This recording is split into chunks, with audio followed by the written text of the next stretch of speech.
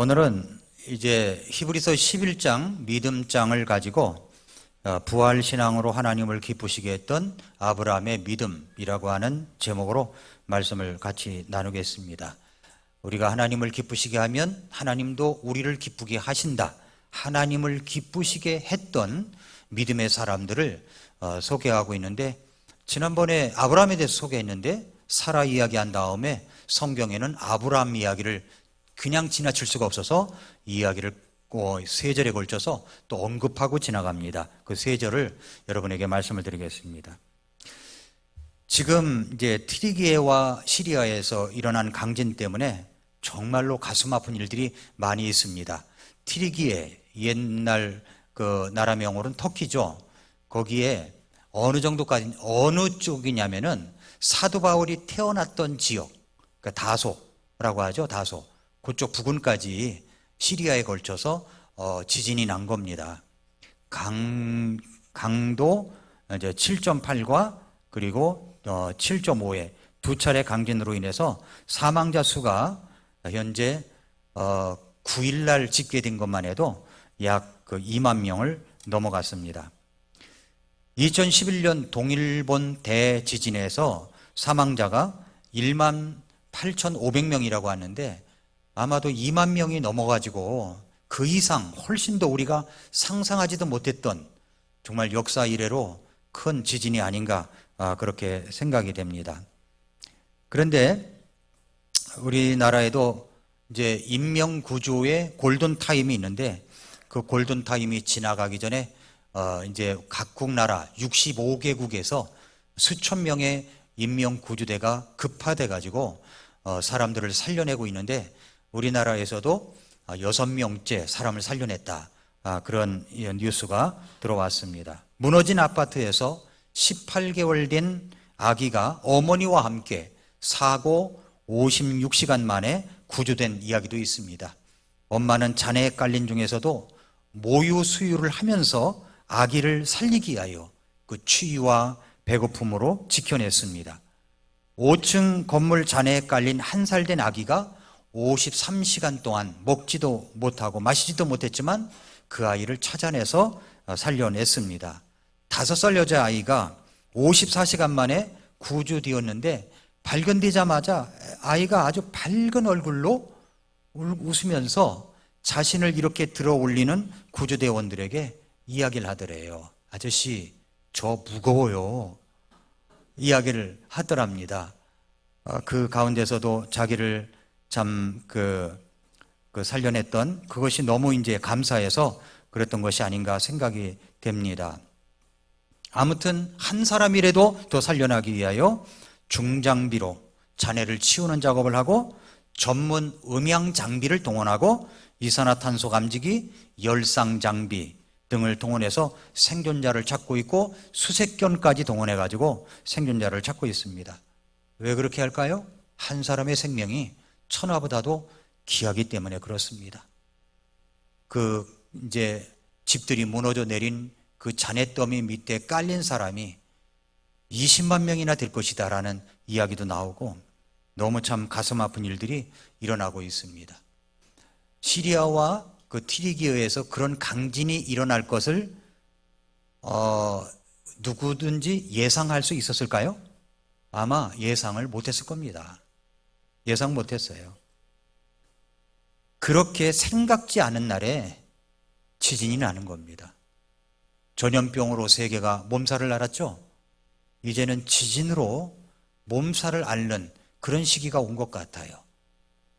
그 다음에는 뭐가 올까요? 가뭄이 또 올지도 모르죠. 가뭄이. 그렇게 말세에 그렇게 하나님께서 예고를 하셨습니다. 한 사람이라도 더 살려나기 위하여 각국에서 파견된 수천 명의 구조대원들이 노력을 하는 모습을 보면서 저는 이 죄악의 잔해더미에 깔려가지고 신음하고 있는 수많은 사람들을 생각하게 됐습니다. 뒤쪽에 보면은 우리 교회 사랑의 구령 온도계를 붙여놨습니다. 1536명. 또 나중에 써내신 분이 있어가지고 그 이상입니다. 1530명 이상을 우리가 금년 내에 살려보자 이런 순수한 마음을 갖고 하나님 앞에 우리가 결심을 했고 우리가 작정을 했습니다. 제가 여러분들에게 집사님들은 10명 이상 써내세요, 50명 이상 써내세요, 목자들은 50명 이상 써내세요, 그렇게 강요를 했습니까? 뭐 했습니까? 그렇게 하지 않았거든요. 저한테 강요받은 분 계시면 한번 손 들어보세요. 한 분도 없잖아요. 그런데 왜 저 숫자가 나왔을까요? 구원받고 나서 보니까 내가 살려내야 할 사람들이 있다라고 생각되기 때문에 그렇게 써낸 것입니다. 순수한 하나님 앞에 살려내겠다고 하는 그런 마음이라고 생각합니다.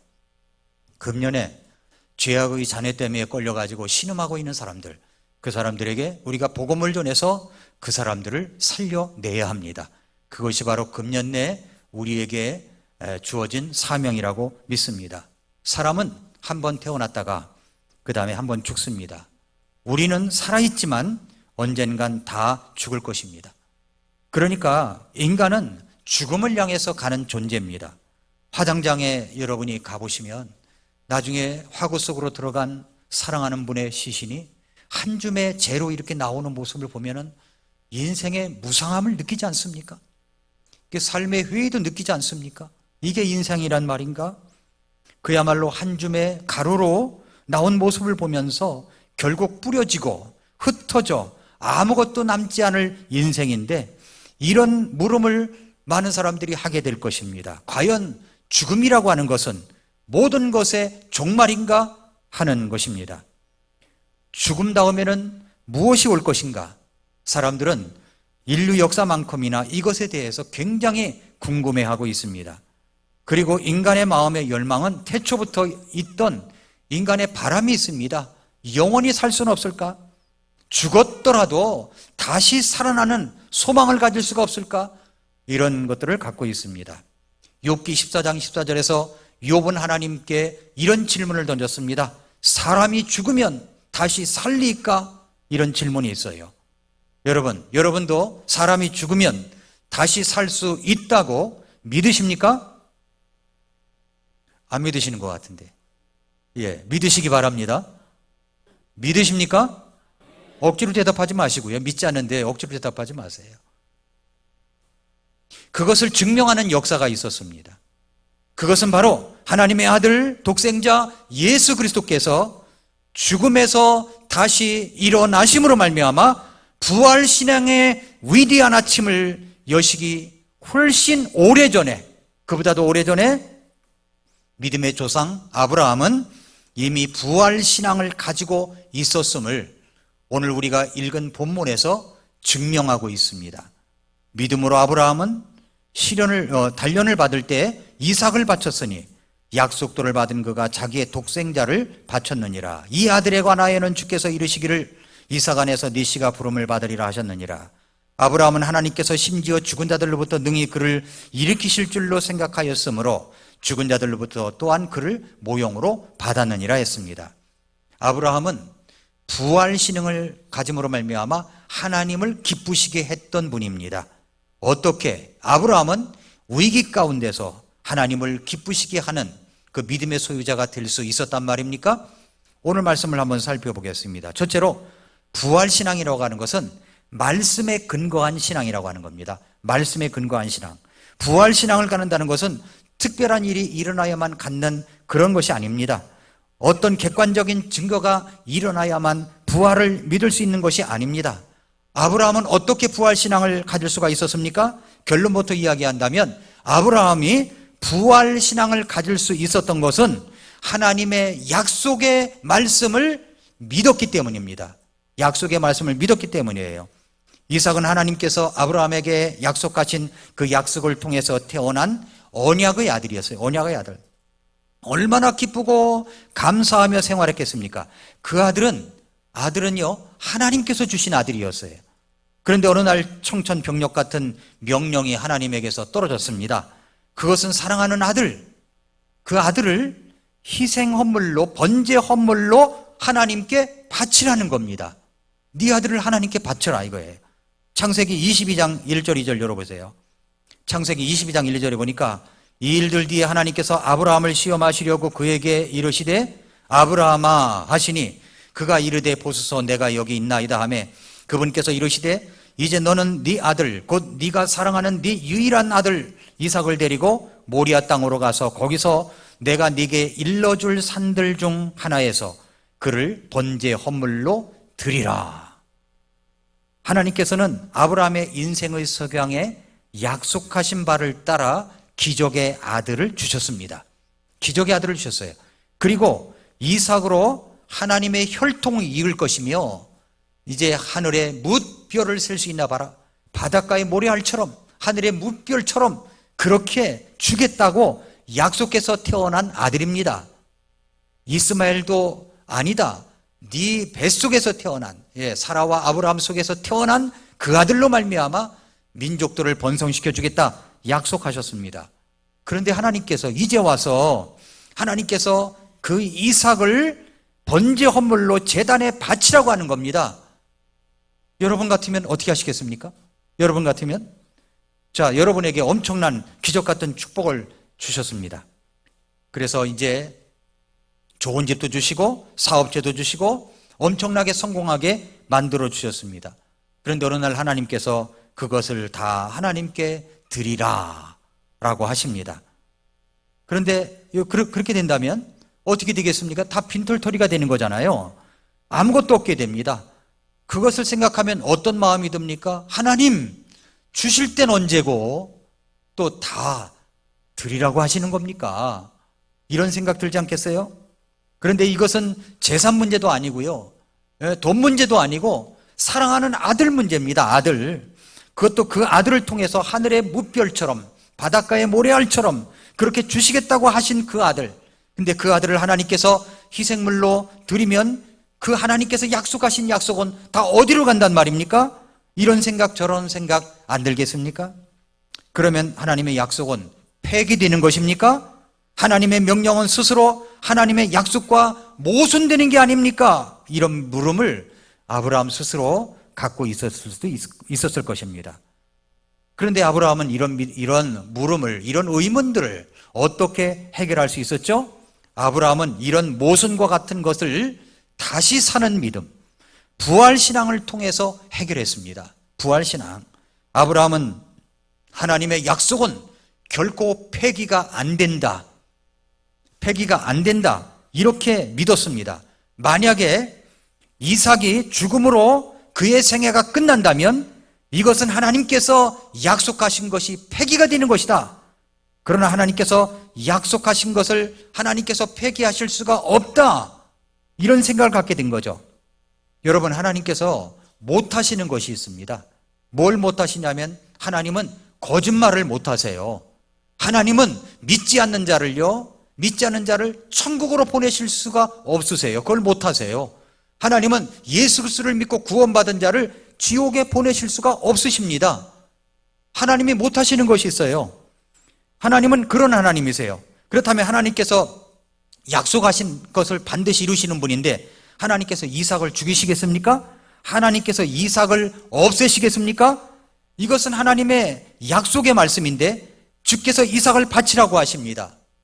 하나님은 죽이실 수도 있는 분이에요. 그러나 하나님은 죽은 자를 다시 살게 하실 수 있는 분이십니다. 이런 믿음이 아브라함에게 생긴 겁니다. 아브라함에게 이 약속하신 말씀에 근거해서 아들 이삭이 죽더라도 다시 산다라는 그런 부활의 믿음을 갖게 된 거죠. 아브라함이 이삭의 부활을 믿고 있었다는 분명한 사실은 창세기 22장 3절부터 6절에 나와 있습니다. 한번 보시기 바랍니다. 아브라함이 아침에 일찍 일어나, 이런 일을 당하고 나면요, 일찍 일어나겠습니까? 얼마나 일어나기 싫겠어요. 모리아산으로 가야 되는데. 그런데 아브라함이 언제 일어났어요? 일찍 일어났습니다. 일찍 일어나 자기 나귀에 안장을 얹은 뒤 자기와 함께한 자기 청년들 중 2명과 자기 아들 이삭을 데리고 번제 헌물에 쓸 나무를 쪼갠 뒤에 일어나 하나님께서 자기에게 일러주신 곳으로 갔더라. 그때 셋째 날에 아브라함이 눈을 들어 그곳을 멀리서 바라보고 아브라함이 자기 청년들에게 이르되 너희는 나귀와 함께 여기에 머물러 있으라. 나와 아이는 저기에 가서 경배하고 너희에게 다시 오리라 하고는 아브라함이 번제 헌물에 쓸 나무를 취해 자기 아들 이삭에게 지게 한 뒤 자기는 불과 칼을 들고 그들 두 사람이 함께 가더라 라고 그랬습니다. 자, 여기서 이제 아브라함이 한 말을 유심히 봐야 됩니다. 나와 아이는 저기에 가서 경배하고 너희에게 다시 오리라, 이 말씀이에요. 이 말은요 그냥 흘려보낼 말이 아닙니다. 이 말씀은 부활의 신앙을 말씀하고 있습니다. 그가 믿음의 사람이라는 것을 증명하고 있는 거예요. 여러분, 믿음이 없이는 하나님을 기쁘시게 할 수 없다고 했죠. 그런데 어떤 믿음을 보여주고 있습니까? 그것은 히브리서 11장 6절 말씀처럼 하나님이 계시다는 것, 또 하나님께서 부지런히 자신을 찾는 자들에게 보상해 주는 분이시라는 것을 아브라함은 믿었습니다. 아브라함에게요 그런 믿음이 생긴 거예요. 그래서 히브리서 11장 7절에 믿음으로 아브라함은 단련을 받을 때에 이삭을 바쳤답니다. 바쳤으니 약속도를 받은 그가 자기 독생자를 바쳤느니라. 그건 믿음으로 했다고 그랬잖아요. 믿음으로 아브라함, 믿음으로입니다. 믿음으로. 아브라함은 언제 그 믿음을 가질 수가 있었습니까? 이 말씀은요 창세기 15장부터 시작이 되는 거예요. 믿음이라고 하는 게, 믿음이라는 것은요 시간이 갈수록 커집니다. 확장이 됩니다. 창세기 15장 5, 6절에 보니까 그분께서 그를 밖으로 데리고 나가 이르시되 이제 하늘을 쳐다보고 네가 별들을 셀 수 있거든 세어보라 하시며 또 그에게 이르시되 네 씨가 그와 같으리라 하시니라. 아브라함이 주를 믿으니 그분께서 그것을 그에게 의로 여기시며 그랬어요. 하나님께서 아들을 주시겠다고 약속하셨던 그때의 아브라함과 이삭은 자식을 낳을 수 있는 생산 능력이 끊어졌을 때입니다. 인간적으로 어떤 시술로도 의술로도 자식을 낳을 수가 없었던 때예요. 그런데 하늘의 무뼈를 셀 수 있나 봐라, 너희 자손이 그렇게 셀 수 없을 정도로 많아질 것이다 라고 하나님께서 약속하셨습니다. 그런데 하늘의 별들을 셀 수 있나 보라, 그러면서 이제 많아질 것이라고 그랬는데 그때 아브라함이 주님을 믿은 것입니다. 약속의 말씀을 믿은 거예요. 말씀을. 그랬더니 하나님께서 아브라함의 그 믿음을 의로 인정해 주셨습니다. 아들을 낳기까지 아브라함은 어떤 믿음을 갖고 있었습니까? 아브라함은 약속하신 하나님의 말씀을 믿음으로 부활의 신앙이 꿈틀거리고 있었습니다. 그래서 이 아들을 죽여 번제 헌물로 드리라고 할 때에 아브라함은 어떤 믿음입니까? 하나님의 약속에 근거하여 이 아들은 죽어도 분명히 다시 산다, 이 믿음을 갖고 있었어요. 이 믿음을. 여러분, 하나님께서 이 우주 만물을 창조한 것을 믿으십니까? 그 창조를 믿으면 부활도 믿습니다. 부활은 새로운 창조를 의미하기 때문입니다. 창조주 하나님께서 부활을 약속하셨다면, 부활을 선언하셨다면 믿음이 흔들리지 않는 기초가 되는 겁니다. 히브리서 11장은요 믿음장이에요. 믿음 사용 설명서가 들어있습니다. 그런데 이 믿음의 사람들의 공통점이 있죠. 그것은 믿음을 말씀에 근거하고 있다는 겁니다. 우리가 나를 구원하신 하나님을, 예수님을 믿는다면 그 믿음의 확장으로 부활도 믿는 겁니다. 부활도. 하나님께서 세상을 창조한 것을 믿는다면 나를 구원하시기 위해서 예수님께서 십자가에서 죽으신 것도 믿는 겁니다. 역으로 하나님께서 나를 위해 예수 그리스도를 통해서 죽어주시고 예수님을 통해서 나를 구원하셨다면 그 창조주 하나님도 믿는 것입니다. 그 구원의 주님, 창조의 주님을 믿는다면 내가 죽었다고 할지라도 다시 사는 것도 믿는 겁니다. 무슨 근거로 그것을 믿을 수가 있습니까? 나를 구원하신 것을 말씀으로 확인받고 믿은 것처럼, 말씀으로 확인받고 믿은 것처럼 그렇게 말씀으로 확인받고 믿는 것입니다. 그러니까 성경 말씀, 하나님의 말씀은 부활을 약속하셨기 때문입니다. 성경을 신뢰할 수 없다고 믿는 사람은 그것을 진지하게 성경 말씀을 읽지 않고 연구하지 않는 사람들이에요. 왜 믿음을 갖지 못합니까? 그 믿음을 갖지 못하는 이유를 한 장으로 요약해서 말할 수가 있겠습니까? 이렇게 물으면 되게 대답을 못해요. 믿지 못하는 이유도 모른 채 믿지 못하겠다고 말하는 겁니다. 생각하지 않았기 때문이에요. 우리가 성경을 믿을 수 없다면 성경을 더욱더 진지하게 연구해 보십시오. 성경을 읽고 연구하고 묵상한다면 이 말씀을 믿지 않을 수가 없는 것입니다. 영국의 법률가이면서도 역사학자인 프랭크 모리슨이라는 사람이 있습니다. 프랭크 모리슨. 이분은 예수님이 죽었다가 다시 산다고 하는 것이 살아났다고 하는 것이 허구다, 이건 사기다. 이렇게 생각하는 사람이었어요. 그리고 이 성경이 얼마나 터무니없는 책인가, 이것을 내가 한번 증명해 보겠다. 프랭크 모리슨이라는 사람이 결심을 했어요. 그는 그리스도의 부활이 아주 허무맹랑한 사건임을 입증하려고 법률가라고 했으니까 법률가답게 1세기의 재판사를 중심으로 연구하기 시작했습니다. 근데 문서를 뒤지고 성경을 읽었어요. 성경을 읽고 문서를 뒤졌습니다. 그런데 문서를 읽을수록, 성경을 읽을수록 도저히 부인할 수 없는 사실 앞에 그는 무릎을 꿇고 말았습니다. 그러면서 말하기를 그리스도의 부활은 역사적 사실이다, 이렇게 결론을 내렸습니다. 그리고 나서 책을 한 권 썼어요. 누가 그 돌을 옮겼는가, 한국어로 번역이 된 책인데 누가 그 돌을 옮겼는가라는 책입니다. 그래서 이제 이분이 그 겉표지에 뭐라고 되어 있냐면은 본래는 쓰여지기를 거절했던 책이다 라고 쓰여 있습니다. 그렇습니다. 여러분, 믿어지지 않는다면 성경을 보십시오.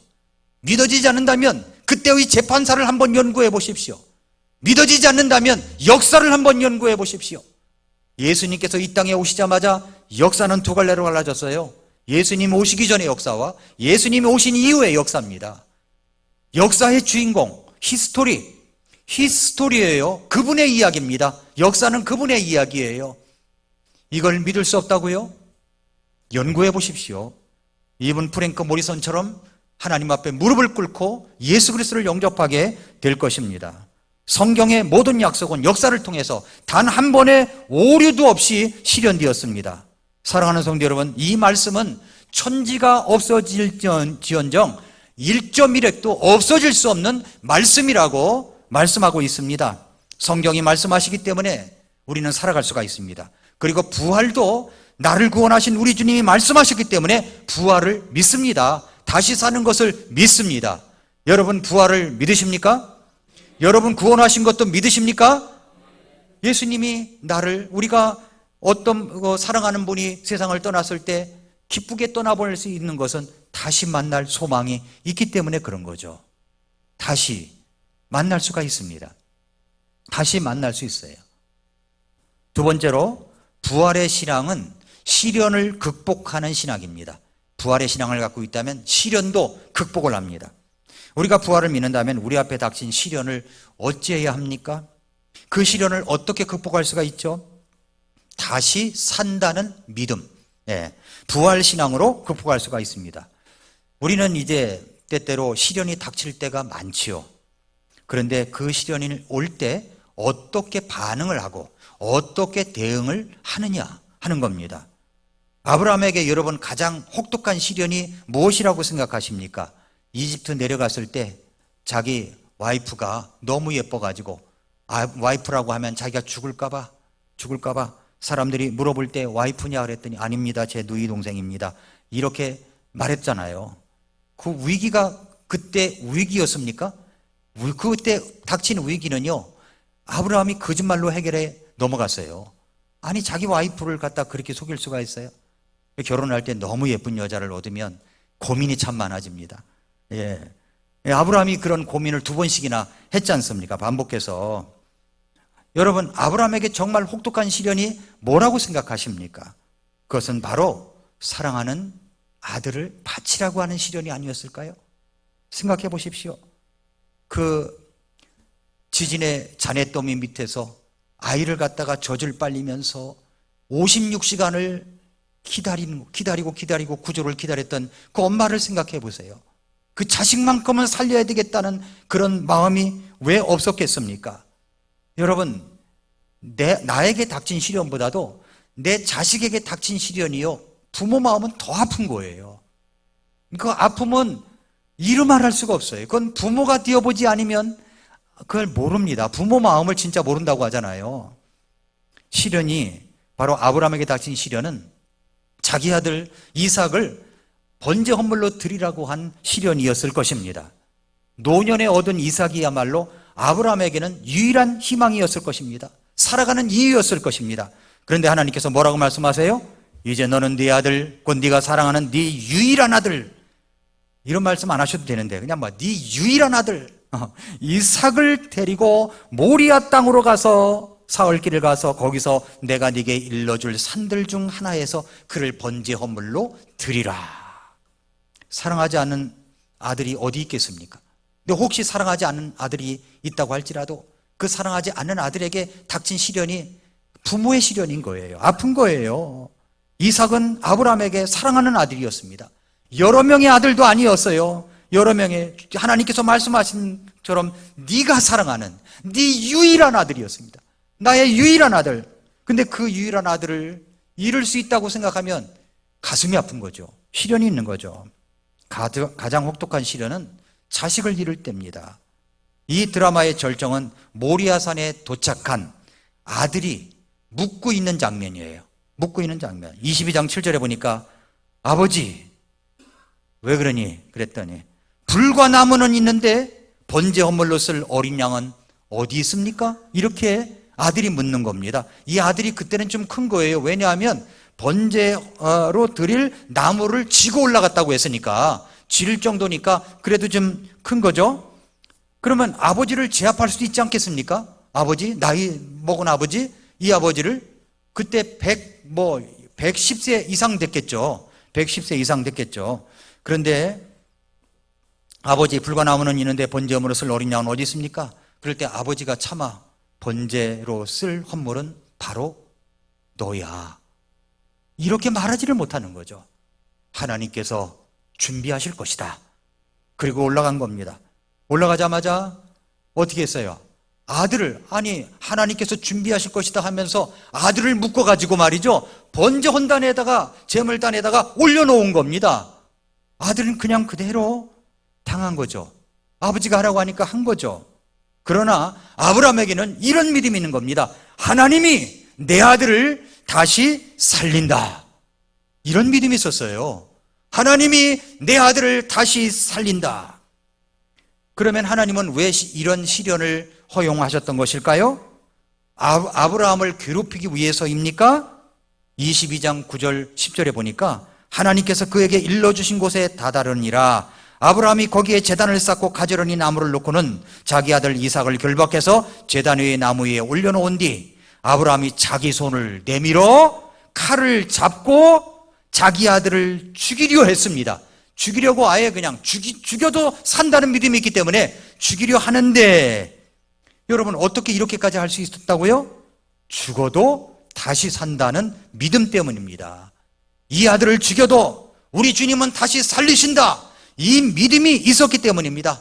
자기 손을 내밀어 칼을 잡고 자기 아들을 죽이려고 하다니 하나님께서 그걸 보시고 깜짝 놀라신 건지 성경에 없지만 다급하게 아브라함을 부르십니다. 아브라함아 아브라함아. 11절에 보니까 네, 제가 여기 있습니다. 내 손을 그 아이에게 대지 말라. 너는 아무 일도 그에게 하지 말라. 네가 네 아들 곧 네 유일한 아들을 내게 바치기를 마다하지 아니하였으므로 네가 하나님을 두려워하는 줄, 하나님을 믿는 줄 내가 이제 아노라. 하나님께서는 아브라함에게 닥친 시련을 이렇게 놀랍게 부활의 신앙으로 인도해 주셨습니다. 선생님들이 왜 학생들에게 시험을 치르게 하는 겁니까? 초등학생이건 중고등학생이건 다 대학생이건 시험을 치러봐야 그 아이의 실력 수준이 어느 정도인가를 알 수 있고 그 다음에 다시 실력을 길러가지고 시험을 치를 수가 있게 되는 겁니다. 그런데 왜 시험을 치릅니까? 시험을 통해서 자기 성찰을 갖고 학업에 매진할 수 있게 하고 실력을 향상시키게 하기 위한 겁니다. 아브라함도요, 그동안 시험이 없었던 게 아니었어요. 시험이 많이 있었습니다. 그런데 22장 1절에 뭐라고 그러냐면은 이 일들 뒤에 그랬습니다. 많은 시련이 겪어왔는데 이 일들 뒤에 하나님께서 내가 마지막으로 아브라함을 이제 시험해 봐야 되겠다 하시면서 시작하신 것이 바로 자기 아들, 아브라함의 아들 이삭을 번제 헌물로 드리라 하는 것이었습니다. 하나님께서는 언제 시련을 주십니까? 감당할 수 있을 만큼의 믿음이 있을 때 주시는 거예요. 네, 내가 감당할 수 없으면 우리 주님은 피할 길을 주십니다. 감당할 수 있을 만큼 주시는 거예요. 그래서 그 시련을 감당할 수 있을 만큼 되었을 때 하나님이 시련을 주시는 거예요. 시련을 주시는 거예요. 어떻게 그 시련을 통과할 수 있습니까? 다시 산다는 믿음이 있으면 통과할 수가 있습니다. 여러분, 부활신앙은 우리에게 두 가지를 가르쳐 주십니다. 하나는 내가 죽은 후 예수님이 오실 때 다시 살아난다는 미래적인 차원에서 소망을 제공하는 것입니다. 또 하나는 지금 우리의 삶에 있어서 용기 있는 결단과 능력을 격려하는 원천과 영감이 된다는 것입니다. 여러분, 선을 넘어선 사람은 아무것도 두려울 것이 없습니다. 삶의 최후의 절망은 죽음이에요. 죽음을 극복하는 희망을 갖고 있는 사람은 어떤 일, 어떤 사람 앞에서도 절망하지 않습니다. 하나님은 우리 자녀들이 온실의 꽃처럼 자라나기를 원치 않으세요. 야생의 힘있고 건강한 꽃이 되기를 원하십니다. 그래서 하나님은 때때로 그의 자녀들에게 폭풍과 비바람을 허용하십니다. 그리고 때때로는 눈보라도 허락하십니다. 하나님은 우리가 어린아이가 소꿉장난하는 것처럼 그렇게 자라기를 원치 않으세요. 위험과 죽음이 있는 전선에서도 살아남을 수 있는 그 용감한 군인이 되기를 원하십니다.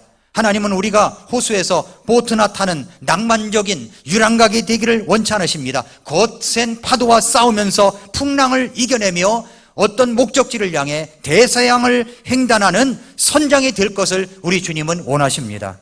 그래서 잔잔한 파도가 아니라 때때로 거친 파도와 경랑을 보내시기도 하는 것입니다. 이런 시련을 우리는 어떻게 해석합니까? 하나님은 그런 목적으로 시련을 주실 뿐만 아니라 그 시험의 바다와 광야에서 시련을 정복할 능력을 공급하셔서 우리가 그것을 이길 수 있도록 하시는 분이십니다.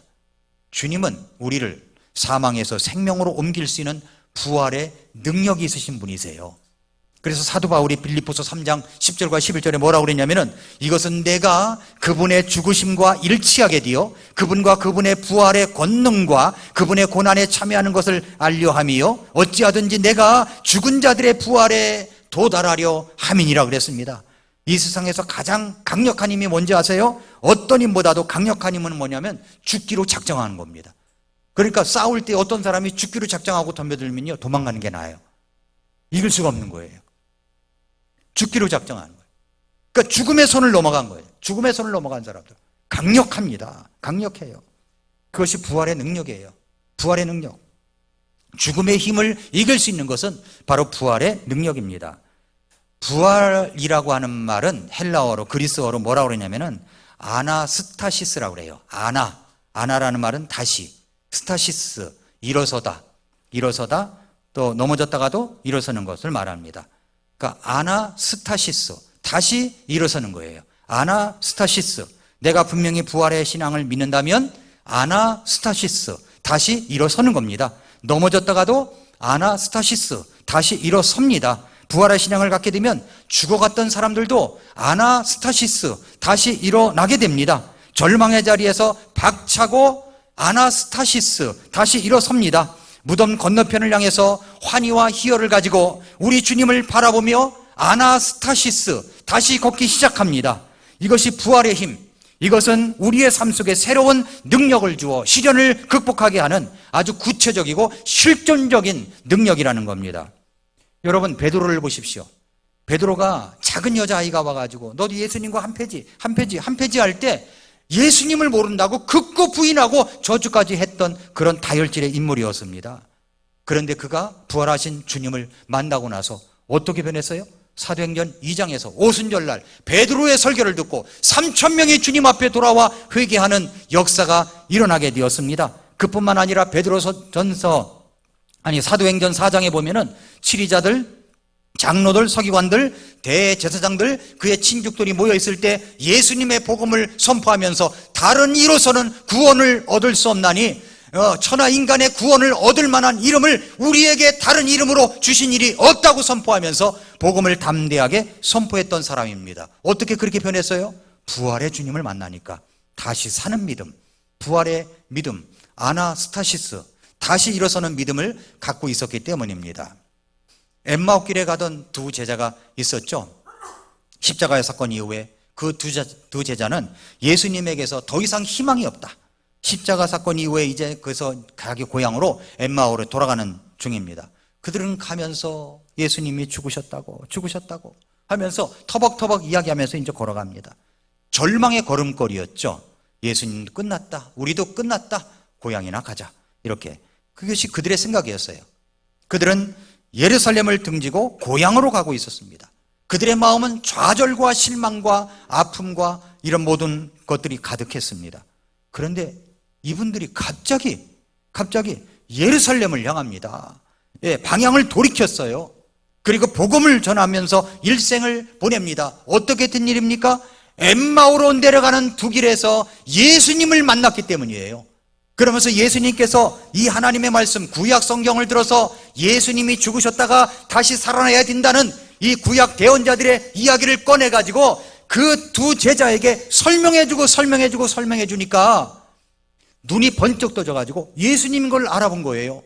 예수님의 순식간에 사라지니까 뭐라고 얘기하냐면, 야, 예수님이 이 말씀을 풀어주실 때 우리 마음이 뜨겁지 아니하더냐.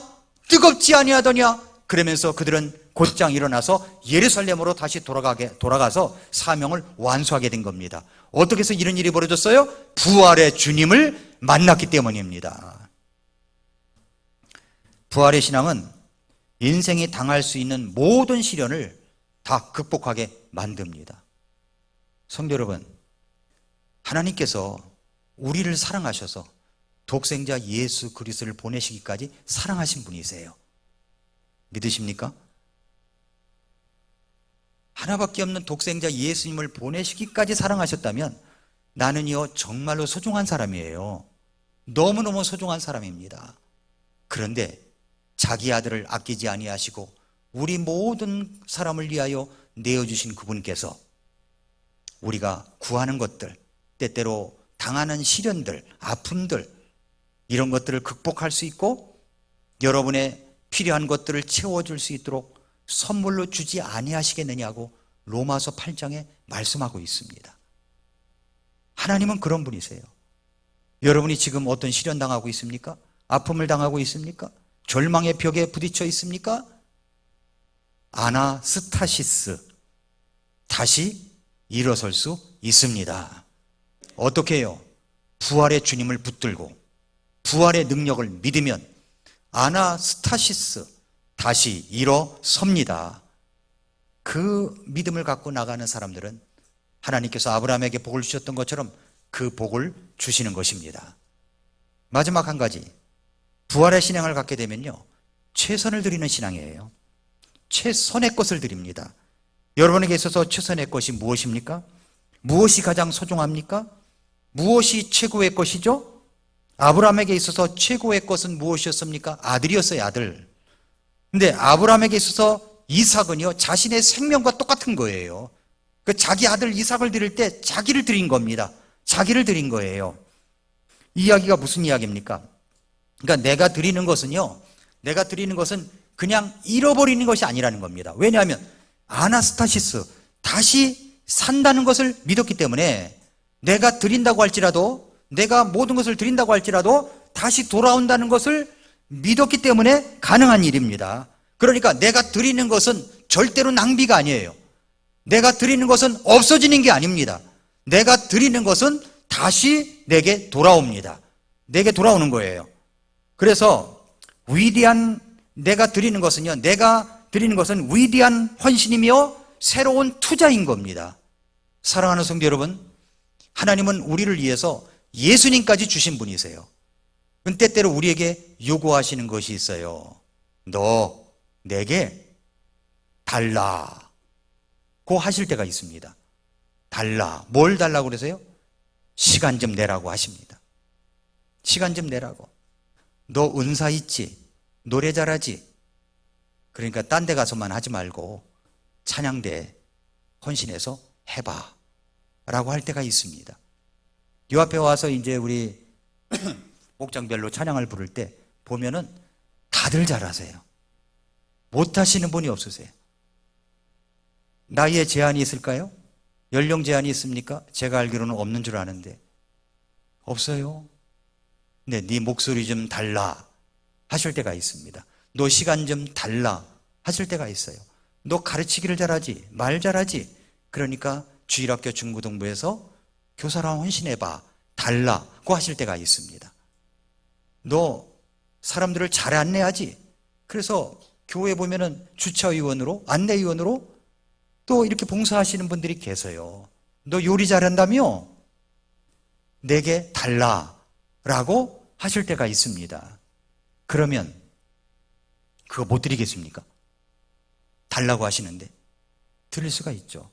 아유, 저는요 돈밖에 없어요 라는 분이 있을지 모르겠지만, 그러면 내게 달라.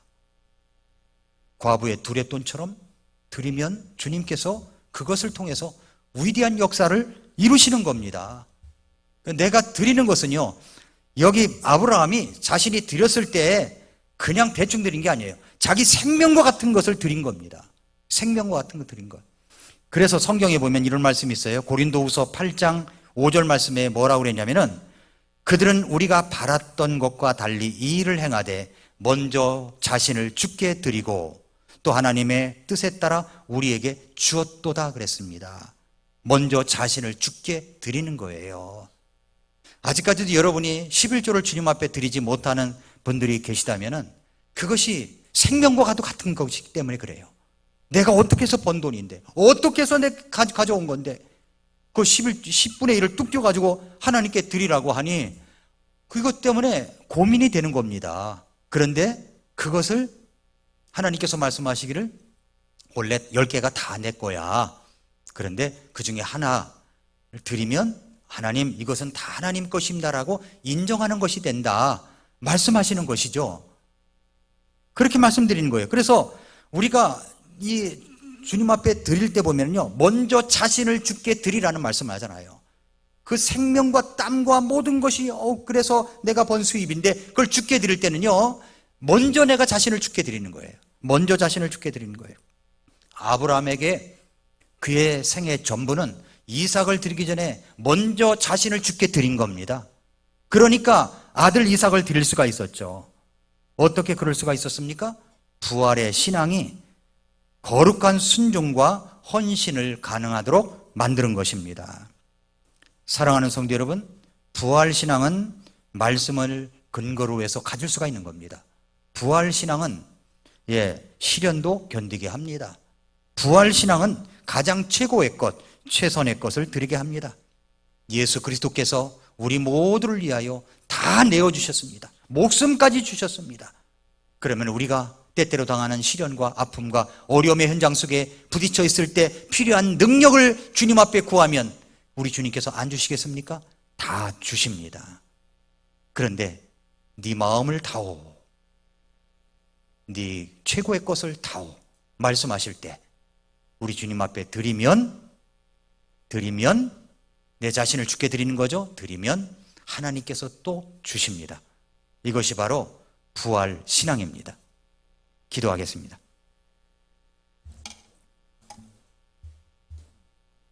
이 시간 조용히 머리 숙여서 기도할 때, 사랑하는 성도 여러분, 무엇이 여러분을 그렇게 앞길을 꽉 막고 있습니까? 어렵게 만들고 있습니까? 무엇이 그렇습니까? 여기 아브라함은 부활신앙을 가짐으로 다시 산다, 아나스타시스, 다시 산다, 다시 일어선다 라는 믿음을 가졌기 때문에 그 믿음대로 그렇게 되었습니다. 증명이 되었어요. 증명. 아브라함의 믿음의 증명이 되었습니다. 믿음으로 아브라함은 단련을 받을 때 이삭을 바쳤습니다. 그는 아들에 관하여 네 씨가 부름을 받으리라 한 약속의 말씀을 알았기 때문에 드릴 수 있었습니다. 다시 삽니다. 일어설 수 있습니다. 부활의 믿음을 가지십시오. 오늘 말씀을 들으시고 하나님, 저에게도 부활 신앙을 갖게 해 주시옵소서. 주님 도와주시옵소서. 이 믿음을 갖고 우리 주님 앞에 기도하십시다.